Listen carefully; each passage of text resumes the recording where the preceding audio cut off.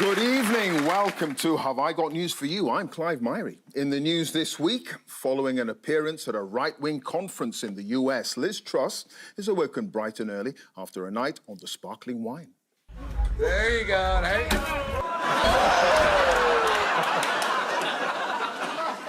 On runway 2 at Heathrow, as immigration officers close in, a cunning stowaway tries to make a break for it.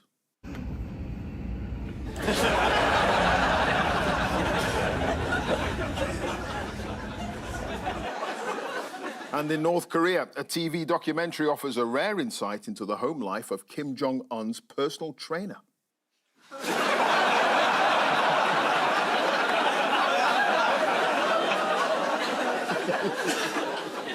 On Ian's team tonight is the BBC's first ever disinformation specialist and the target of over 80% of the BBC's online abuse. Let's see how that stacks up after I'm done tonight. Please welcome Marianna Spring.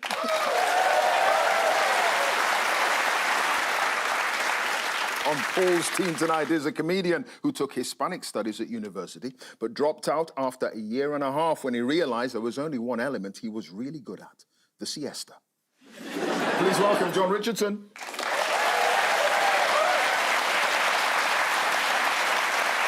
And we begin with the bigger news stories of the week. Ian and Marianna, take a look at this. Oh, that's the biggest threat to Israel. Is that British arms or is that aid? Looking a bit like weapons. And that's Joe Biden not falling down the stairs? Not yet.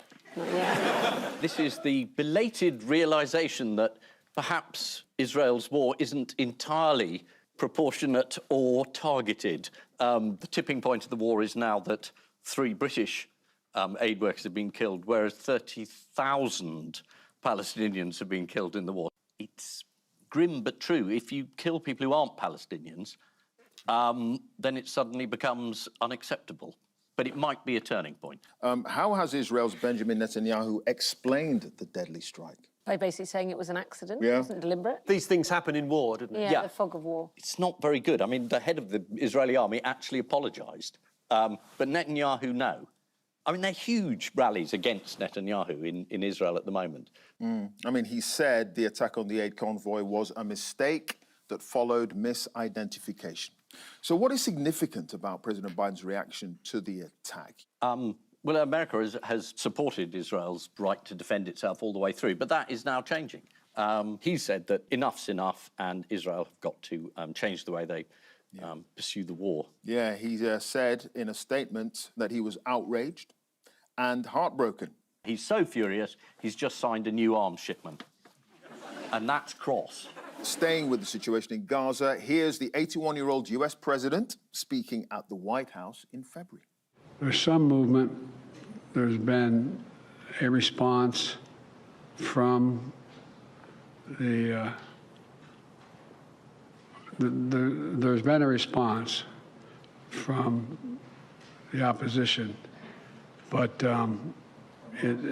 yes, I'm sorry, from Hamas.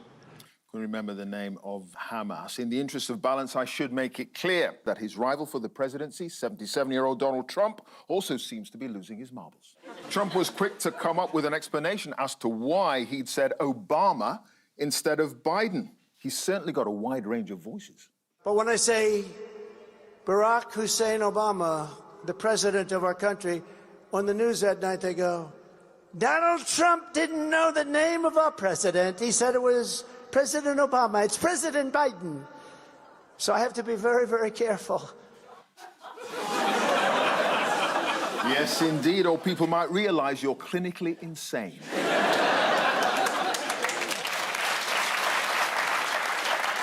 As many as 70% of Americans have said that they don't want a Biden-Trump rematch, the oldest people to run for the presidency in US history. So why are we here with 2 old-timers once again battling it out?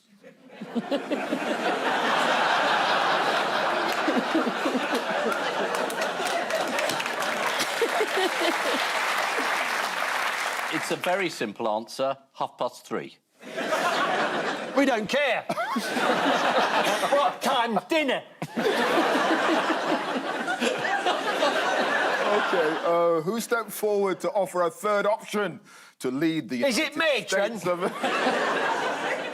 I could keep this up all programme, you know. A man in Texas intends to run for president and in preparation has legally changed his name to literally anyone else. That's good. Donald Trump has had a few cash flow problems recently, having to post a $175 million bond in his New York civil fraud case. What fashion item is he selling to raise a few dollars? The Bible. The gold trainers. Gold trainers and the Bible. Ah, yeah. Oh, yes. Yes. It's turning into Frankie Howard. I know. Oh, dear. Yeah, high-top gold sneakers costing $399. Here they are, emblazoned with a gold T. The sales blurb accompanying them online says they shout out to the brave and the free.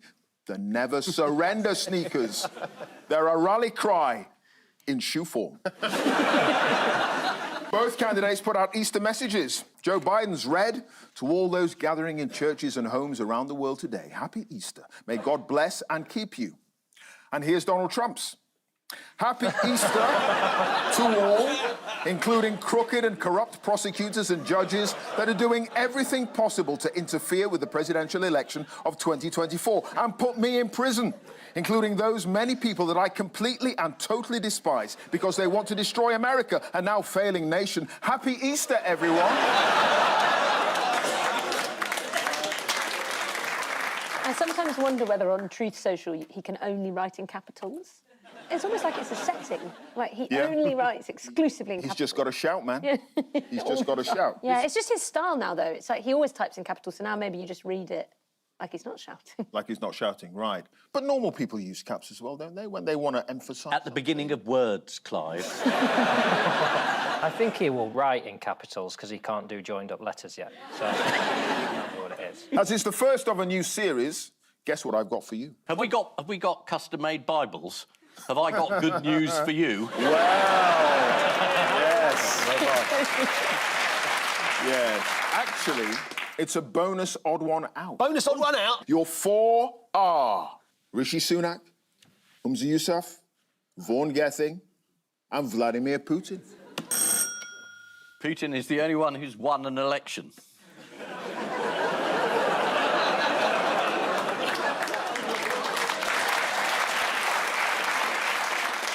Absolutely right. The odd one out is Vladimir Putin, and he's the only one of the four to have faced a popular vote. He won a landslide victory in Russia's recent general election, a result announced just a few minutes before the election actually took place. I'm just wondering, anyone know why Putin defecates into a briefcase? Oh. I just thought I'd throw that one out there. I don't know. Why does Putin defecate into a briefcase? Has this happened to you personally? Yeah. I met him and he was lovely. Yeah, he was all right. Well, according to an article in Paris Match magazine, when he's abroad, his bodily waste is placed in a dedicated briefcase for the journey home, leaving nothing behind that could be analysed to give away anything about his health. So there you go. There you go. This is Joe Biden's increasing... That's the most incredible use of there you go. Just there you go. He shits in a briefcase, no more questions, thank you very much. Does he take a suitcase with him in case he gets diarrhoea? Oh, yeah, blame me. It's him the one that's having a shit in a bloody briefcase. Before we move on from some of the grimmer news, let's take a moment to admire a masterly tonal gear change by BBC Breakfast's John Kay. It looks very much like there'll be fewer showers and it will be a bit drier. Oh, Carol, thank you. I'd love to say it's my homework, Sal, but sadly... It is. It is, totally is. It's 17 minutes past 6. Now, machetes.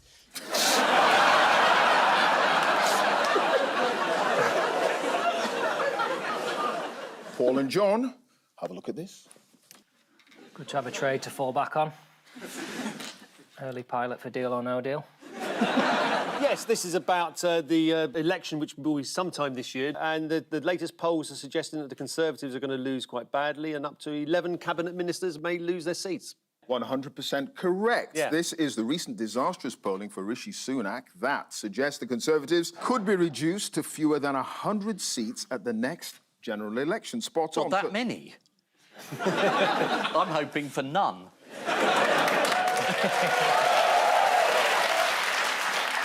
You'll have to verify this for bias. All you've got to do is lie constantly, get every big decision wrong, decimate people's lives, and after about 15 years, people go, that'll do, that's enough of that. Obviously, certain sections of the lefty media will be biased against the Conservatives, so let's give their supporters a voice, shall we? Here's the monthly popularity chart of cabinet ministers conducted by the Conservative Home website. All right, pot picker. I don't know who Michael Tomlinson is, but 39.5 people seem to dislike him. No, I mean, this is all those lefties in the Conservative Party who don't like their own MPs. And the most unpopular of all, well, the one is the Prime Minister. Despite all he's done. I mean, this week he was out on local radio. Yeah. But he goes out and someone says... I quite like the way he's ruling out the election day sort of one by one. Yes. But it's not this day.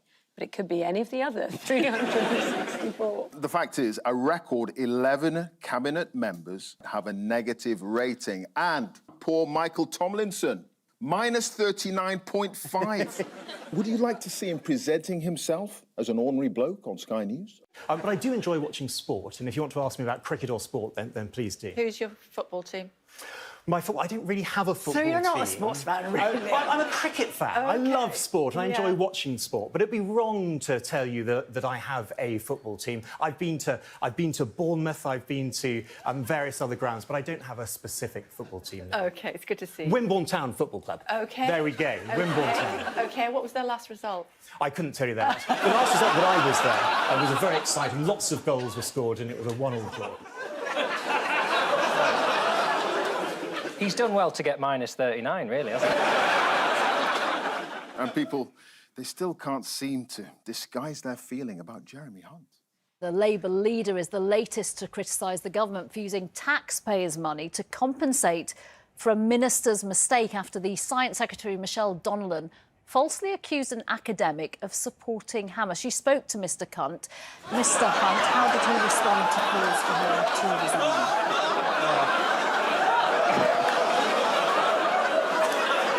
Have you frozen it just at the point when she realises what she said? And while he's thinking to himself, is this going out live? Marianna, who's been doing the spear fishing? Fishing with a PH rather than an F, I believe. And I think it's a lot of MPs who've been getting explicit photos sent to them, which are sort of like a fishing trap to try and get them to reply and then maybe get pictures of them or get them to send photos back.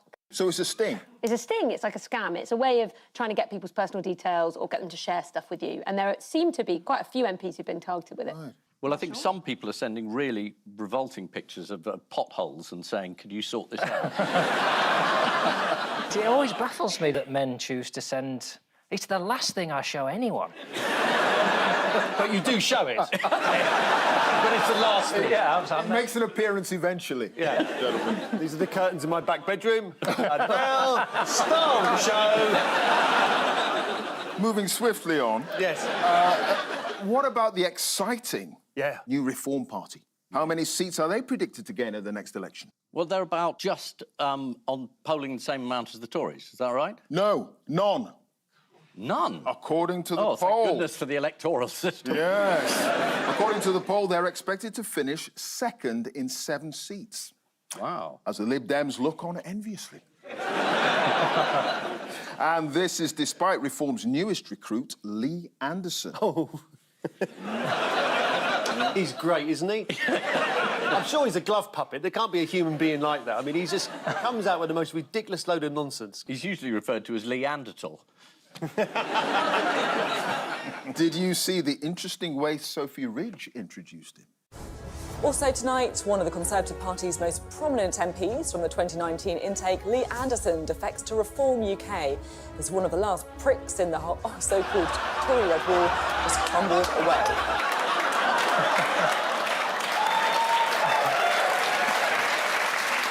Clearly, broadcasters feel there's not going to be Conservative government for much longer. No. They're getting a bit D-mob happy, aren't they? And she didn't even correct herself. Who is the leadership candidate coming up quietly on the rails? Nigel Farage. No, according to the Times, Priti Patel. Apparently 2 MPs have spoken approvingly of her. And that was looking in the mirror. Yes. And who's secretly behind Priti Patel?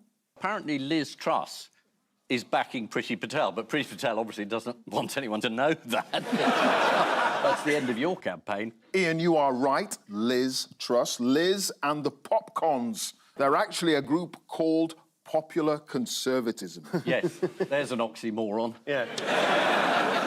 What's their master plan? They're trying a few last-minute ideas, criminalising the homeless, which is going to apply to a lot of them quite soon. What they want to do is install a Liz Truss-style leader. Who isn't Liz Truss? One insider told The Telegraph for the party to change the leader now would be insane. So they'll do it.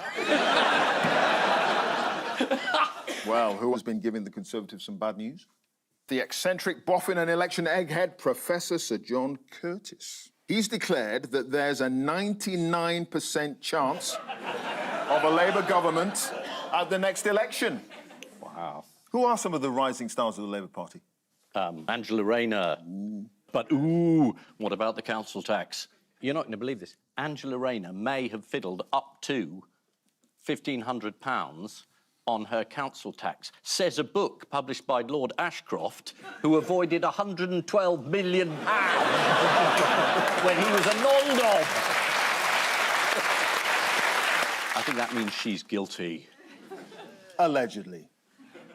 I can feel that you're walking this tightrope, Clive, reading the 10 o'clock news or the Job Centre, and you're just walking down the middle. Yeah, this is the unofficial countdown to the general election. Former Defence Minister Ben Wallace attempted to rally Tory MPs by saying there comes a moment in the electoral cycle where you put on your best suit, stand up and march towards the sound of the guns. And after that, Ben, you put on your spangly catsuit and you go on Strictly. Rishi Sunak sneaked out a quick honours list over Easter, according to The Guardian. A businessman who donated £5 million to the Conservative Party was unexpectedly given a knighthood. Unexpectedly, because at no point had he been quoted as saying he wants to shoot a black woman. The thing, I mean, Rishi Sunak, this is specifically not allowed. I mean, I don't understand why both Mr. Mansour, who used to be an Egyptian cabinet minister under a very autocratic regime, he has come to Britain, given the Tories a huge amount of money, and he immediately gets a knighthood. That seems to me straightforwardly corrupt. Shouldn't they both be in jail?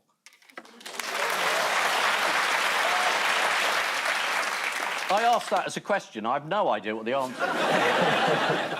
And so, to round 2, the jazzed-up jigsaw of news. Fingers on the buzzers, teams. Ah.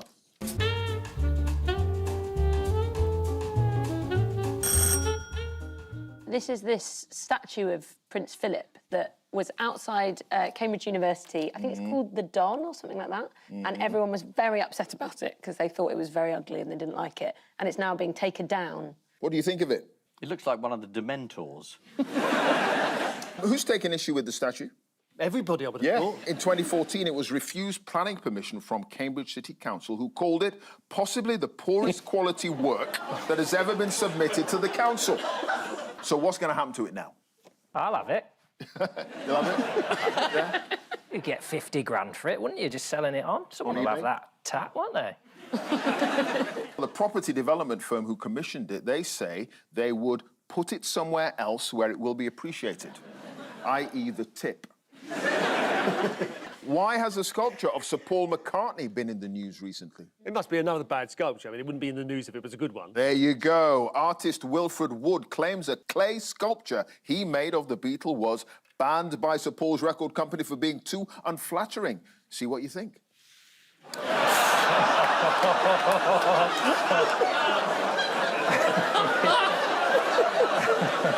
Paul, this gives us a perfect excuse to bring up one of Wilfred's earlier works.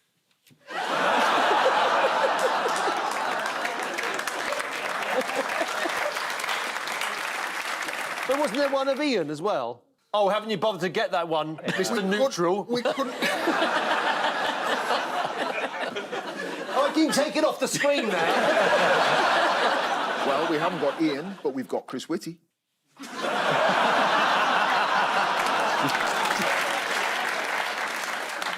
I'm happy with that. Yeah. Buzzers on the teams, please. Buzzers on the teams.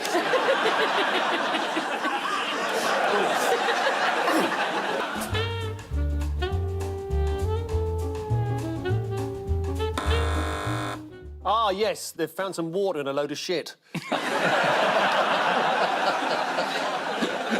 It's the dreadful case about how the state of our rivers and the seas are being heavily polluted by these water authorities. And the boat race last week, Cambridge versus Oxford, the same two teams reaching the final. There was... yeah, I think it was the Cambridge team who got very ill and they blamed it on sort of E. coli. The water's so dirty you can't even dip your cocks in it anymore. Yeah. What has recently been discovered in a harbour near Portsmouth? It's not all the money stolen by the water companies over the years, is it? You say stolen? Well, the water companies, since they were privatised, have basically just run up debt. They haven't built anything new, they haven't invested in anything, they've literally borrowed money in order to give it to their shareholders and to their investors. And again, I think this is theft. They are blaming the fact that the rivers are becoming polluted through too much water. It's raining too much, yeah. Which normally as a water authority would be good news. Yes. Because then you could fill up your reservoir. But literally in the middle of last week, a number of them announced hosepipe bans were going to come in later this year. I mean, the river's not the only thing full of shit. Yeah. What was discovered near Portsmouth? Well, the marine biologist, Professor Alex Ford. Now, he and his team discovered that every single marine species living in the contaminated water was full of a variety of drugs, including cocaine. Now, here he is talking to Good Morning Britain about the discovery. Yeah, so Alex, they're just asking about the cocaine that you've found. I mean, you're sampling these marine species and you're finding that what's in the sewage water ends up in those species. Yeah, exactly. The drugs affect this wildlife in the same way that they do us. So if you give a fish a contraceptive pill, it starts to feminise. If you give crabs antidepressants, it changes their behaviour because those drugs were designed to change behaviour. So if you give them illegal drugs as well, it has very much the same effect it has on them that it would do on people as well. Haddock, they're up all night. Planning to form production companies. I like the idea of a crab on antidepressants. Yeah. So I finally realised I could have been walking forward all this time. Yeah. All this explains why the local branch of ITSU recently received a visit from a new quality control inspector. Did anyone see the BBC's environment correspondent, Jonah Fisher? He covered the sewage crisis on the BBC News at 10 last week. Anyone see that? No, I don't watch it, though, to be honest. No. Jonah Fisher, he visited a sewage treatment works in Surrey to get close up. They're treating sewage? Let's go to the pictures. More cocaine. And I tell you what, when he went to the sewage works, he didn't mince his words. We've seen, solids floating past. Turds. Yeah, turds. This is the news that UK rivers are full of cocaine and sewage. So, good shit, bad shit. It was reported that in the village of Allenby in Cumbria, sewage was pumped out for 4,500 hours non-stop. A record matched only by GB News. Time now for the Missing Words round, which this week features as its guest publication, Brew Your Own, the how-to magazine for homebrew beer. And we start with, I never what before noon. Oh, I know this one. I never talk before noon, says Lulu. She's going on a farewell tour at the age of 75, and her voice is in perfect condition, and she never talks before noon to protect her voice, says Lulu. Give that man 100 points! Yes, You've been answering every question, Lulu, for 30 years. Now it's paid off. Next, what requires planning, dedication, and an understanding spouse? Lulu! Threesomes.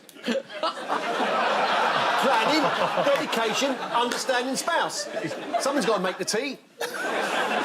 Absolutely bloody everything after the age of 40.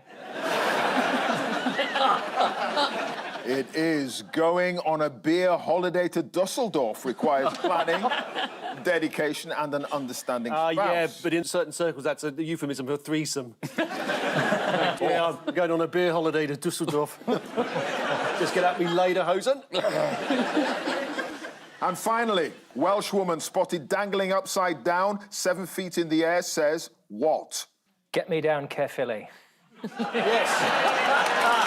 There we are.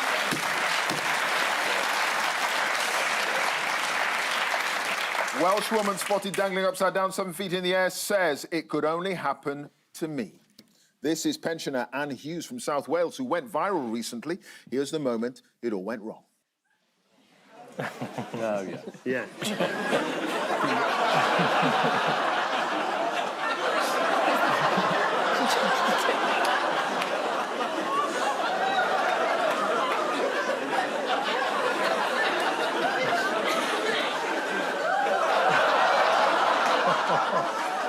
Some people are shoplifters, other people are lifted by shops.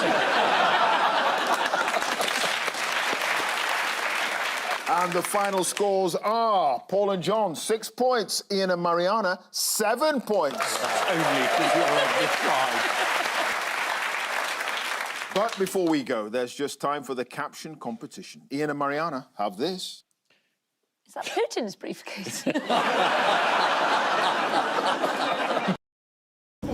Xin chào mọi người đã đến với kênh thể thao của mình. Hôm nay là tiêu điểm bóng đá. Arsenal trở lại đỉnh bảng ngoại hạng Anh. Theo báo Anh, dù nhiều cầu thủ dự bị, Arsenal vẫn thắng dễ dàng Luton Town 2-0 ở vòng 31 để chiếm đỉnh bảng ngoại hạng Anh trước khi Liverpool thi đấu. Hôm qua vào rạng sáng nay thứ Năm ngày 4 tháng 4 năm 2024 lúc 1 giờ 30 sáng, Arsenal đã có chiến thắng 2-0 trước Luton Town nhờ công của Odegaard ở phút 24 và Hisioka 44. Arsenal đối mặt với lịch thi đấu khó khăn với 8 trận trong tháng 4, trong đó có 2 lượt trận gặp Bea tại tứ kết Champions League và đại chiến Chelsea, Tottenham tại ngoại hạng Anh. Vì thế, huấn luyện viên Mikel Arteta xây tour 2 tới 5 vị trí so với trận hòa không đều trên sân Man City. Cuối tuần qua, đây là số lần thay đổi nhiều nhất của họ giữa 2 trận liên tiếp tại ngoại hạng Anh, kể từ trận gặp Norwich hồi tháng 9 năm 2021 với 7 vị trí. 5 người được giao cơ hội đá chính là Oleksandr Zinchenko, Thomas Partey, Emil Smith-Rowe, Reece Nelson và Leroy Trossard. Trong đó, Nelson lần đầu đá chính tại ngoại hạng Anh kể từ trận gặp Liverpool hồi tháng 7 năm 2020, từ cách đây 1.358 ngày, 3 năm 263 ngày. Chỉ Matthew Lamini 5 năm 162 ngày và Son Campbell 3 năm 296 ngày là có khoảng cách giữa 2 trận đá chính dài hơn cho Arsenal tại giải đấu. Ở giai đoạn 1 trên sân Luton hồi tháng 12 năm 2023, Arsenal gặp nhiều khó khăn và chỉ thắng 4-3 nhờ công của Declan Rice ở phút bù giờ thứ 7. Nhưng trên sân Emirates hôm qua, pháo thủ không cho Luton Town có cơ hội tạo bất ngờ. Chủ nhà áp đảo, kiểm soát bóng tới 59%, dứt điểm 13 lần với 4 cú trúng đích so với 5 lần vòng 1 của Luton Town và giải quyết trận đấu ngay trong hiệp 1. Phút 24, Smith-Rowe cướp bóng của Bailey Rodok Banzu ở giữa sân rồi chuyền cho Martin Odegaard. Tiền vệ Na Uy phối hợp với Kai Havertz rồi nhận lại bóng trong vòng cấm và dứt điểm một chạm về góc gần hạ hữu hành Thomas Kiminski. 3 lần mở tỷ số gần nhất của Odegaard tại ngoại hạng Anh được ghi lần lượt vào lưới 3 tân binh mùa này.